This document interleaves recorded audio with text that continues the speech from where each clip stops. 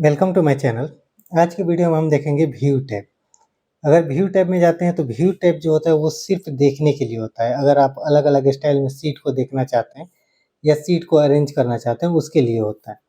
तो सबसे पहले इसमें मिलेगा नॉर्मल। तो नॉर्मल में अगर क्लिक करेंगे तो जैसा हमारा विंडो दिख रहा है वो नॉर्मल मोड है, ऐसा ही दिखाई देता रहेगा। अगर हम पेज ब्रेक करते हैं ना तो ये पेज को ब्रेक कर देगा, मतलब कि जितना आपका कंटेंट रहेगा वो अलग-अलग पेज पर ब्रेक हो जाएगा। इसके बाद अगर हम पेज लेआउट में जाते हैं तो ये हमें एक स्पेशल फीचर देता है। एक्सेल में आप हेडर और फुटर ऐड कर सकते हैं, जो कि नॉर्मल व्यू में दिखाई नहीं देता। अगर आप एक्सेल में डेट एंड टाइम ऐड करना चाहते हैं, जैसे हेडर में हमारा डेट एंड टाइम या हेडिंग होना चाहिए, मैंने यहाँ पर लिख दिया हेडिंग। अब हेडिंग का जो फ़ॉन्ट साइज़ होता है वो फ़ॉन्ट साइज़ आप यहाँ से मेंटेन कर लेंगे होम टैब में जाकर। तो नीचे में हमारे पास एक और एरिया होगा फुटर के लिए। अगर हम फुटर में जाते हैं तो यहाँ पर हमें पेज नंबर चाहिए। तो पेज नंबर कहाँ से मिलेगा? जब हम इसको क्लिक करते हैं तो दाहिने साइड में यहाँ पर सबसे राइट हैंड में हेडर एंड फुटर टैब आ जाता है। तो इसको क्लिक करना है और यहाँ पर आपको मिलेगा पेज नंबर। 2 तरह के पेज नंबर होंगे। एक पेज नंबर क्लिक करेंगे तो यहाँ पर सिर्फ पेज दिखाई देगा, और पेज ऑफ पेज करेंगे जैसे कि नंबर ऑफ पेज कितना है वो आपको सारा दिखाई देगा। अगर हमें डेट इंसर्ट करना है तो देखिए यहाँ पर जो एक्सेल है ना ये 3 ग्रुप में दिया हुआ फुटर को, 1, 2 और 3। उसी तरह हेडर को भी 3 ग्रुप में डिवाइड करके मिलता है, पहला, दूसरा और तीसरा। तो ये अलग-अलग ग्रुप है, यहाँ पर आप उसको अपने अकॉर्डिंग यूज़ कर सकते हैं। ये होता है अगर आपको डेट इंसर्ट करना है तो यहाँ पर करेंट डेट मिलेगा, ये डेट आप यहाँ पर इंसर्ट कर सकते हैं। फाइल का नाम, पिक्चर ये सब आप इंसर्ट कर सकते हैं, लेकिन इतना ज़रूरत नहीं होता। नॉर्मल होता है पेज नंबर देना, डेट देना और यहाँ पर हेडिंग देना, ये सब ज़रूरी है, यहाँ पर आपको इतना आना चाहिए। अब इसके बाद अगर हम इसको नॉर्मल करते हैं, व्यू में जाते हैं और नॉर्मल व्यू में जाते हैं, तो यहाँ पर हेडर फुटर कुछ भी नहीं दिखेगा। ये सिर्फ प्रिंटिंग में ही दिखाई देता है। कंट्रोल पी बटन प्रेस करेंगे तो यहाँ पर देखिए ऊपर में हेडिंग दिखाई दे रहा है, नीचे में डेट दिखाई दे रहा है और यहाँ पर पेज नंबर दिखाई दे रहा है। ये हेडर फुटर का काम था। ठीक है, ये पेज से रिलेटेड था। उसके बाद नेविगेशन में जाते हैं। नेविगेशन को अगर क्लिक करते हैं तो जितना हमारा सीट होता है उसका लिंक क्रिएट हो जाता है यहाँ पर। अब यहाँ पर सीट दिखाई देगा, इसको सीट 1 को थोड़ा सा मिनिमाइज करते हैं। जिस सीट को क्लिक करेंगे ना उस सीट पर हमारा कर्सर ऑटोमेटिक प्लेस हो जाएगा। अगर यहाँ पर डेटा देखेंगे तो एक टेबल है, इस टेबल में भी हम इसको सिलेक्ट कर सकते हैं, और पिक्चर में जाएंगे तो पिक्चर भी सिलेक्ट हो जाएगा। तो ये नेविगेशन का काम था। ये लो वर्जन में नहीं है, हायर वर्जन में जाइएगा तो आपको नेविगेशन मिलेगा। और यहाँ पर ग्रिड लाइन मिलेगा। ग्रिड लाइन जो होता है, ये जो लाइन है सेल का लाइन, इस सेल के बॉर्डर को ग्रिड लाइन बोलते हैं।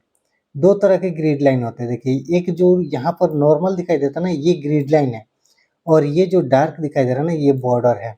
तो अगर हम ग्रिड लाइन को हाइड करेंगे तो सिर्फ ग्रिड लाइन हाइड होगा, लेकिन बॉर्डर हाइड नहीं होगा। उसके बाद फॉर्मूला को हाइड करेंगे तो यहाँ से फॉर्मूला बार भी हाइड हो जाएगा, और हेडिंग को हाइड करेंगे तो यहाँ पे रो और कॉलम का जो नाम था वो भी हाइड हो जाएगा। वापस लाना होगा तो वापस सबको चेक कर देंगे तो ये सारा वापस आ जाएगा। इसके बाद यहाँ पर मिलेगा focus cell. Focus cell latest option है, अगर न्यू वर्जन में जाइएगा तभी ये दिखाई देगा।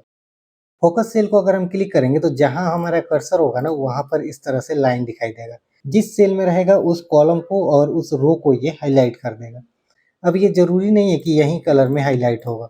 आप इसके कलर को यहाँ पर ड्रॉप डाउन पर क्लिक करके चेंज भी कर सकते हैं। यहाँ पर क्लिक करेंगे, नीचे में मिलेगा फोकस सेल कलर, और यहाँ पे कोई भी कलर सिलेक्ट कर सकते हैं और ये आपका काम कर जाएगा इस तरह से। ठीक है, ये फोकस करने के लिए होता है। अगर हटाना होगा तो यहाँ पर क्लिक करेंगे तो वापस ये हट जाएगा। इसके बाद हमें मिलेगा जूम। जूम को अगर क्लिक करेंगे तो ये आपको एक डायलॉग बॉक्स देता है, और कितना परसेंट आपको जूम करना है उसमें से सिलेक्ट कर लेना होता है। तो इससे बेटर ये होता है ना कि आप यहाँ से स्विचर को यूज कर ले, स्लाइडर को। तो जो भी हम यहाँ से स्लाइड कर लेंगे ना उतना ये जूम हो जाएगा, या फिर कंट्रोल के साथ व्हील को, जो माउस में व्हील होता है उसको आगे या पीछे की तरफ पुश करेंगे तो ये जूम इन और जूम आउट हो जाएगा। अगर ज़्यादा जूम हो गया है तो यहाँ पर 100% को क्लिक करेंगे तो ये नॉर्मल हो जाएगा। अब हमने क्या किया कि ये जो टेबल था हमारा इसको थोड़ा जूम करना है, तो हम टेबल को सिलेक्ट कर लेंगे और जूम टू सिलेक्शन को क्लिक करेंगे तो ये जो एरिया सिलेक्टेड था ना वही एरिया जूम हो जाएगा, और ये प्रॉपर आपके कंप्यूटर स्क्रीन में फिट हो जाएगा। न्यू न्यू विंडो अरेंज, ये सब वर्ड का ही है, नया विंडो क्रिएट करने के लिए, अरेंज करने के लिए। नेक्स्ट है फ्रीज पेन। जैसे हम स्क्रॉल अप करते हैं तो हमारा हेडिंग हाइड हो गया। हम चाहते हैं कि कितना भी स्क्रॉल करें तो हेडिंग हाइड ना हो। उसके लिए हम हेडिंग के जस्ट नीचे कर्सर को प्लेस कर देंगे और फ्रीज में जाकर यहाँ सबसे ऊपर में ही एक ऑप्शन दिखाई देगा, फ्रीज पैन, इसको क्लिक कर देना है। ये क्या करेगा, ये एक लाइन ड्रॉ हो गया। अब इसको स्क्रॉल करेंगे ना तो ये हेडिंग हाइड नहीं होगा, उसके नीचे का डेटा हाइड होगा लेकिन हेडिंग जहाँ था वहीं पर रहेगा। अनफ्रीज करना होगा तो वापस जाएंगे और यहाँ पर अनफ्रीज कर देंगे, ये अनफ्रीज हो जाएगा। अगर बाय डिफ़ॉल्ट यहाँ पर देखें तो ये सेकंड ऑप्शन जो है फ्रीज टॉप रो, अगर टॉप रो को हम फ्रीज कर देंगे तो ये क्या करेगा कि सबसे ऊपर में जो रो है उसको फ्रीज करेगा। लेकिन ये सही प्रैक्टिस नहीं है। अगर ऊपर में आपका एक सेल ब्लैंक है ना तो ये उसी को फ्रीज कर देगा, उसके नीचे वाला डेटा सारा हाइड हो सकता है। ठीक है, तो ये थोड़ा-सा कामगर नहीं है, ये कभी-कभी फ़ॉल्स हो जाता है।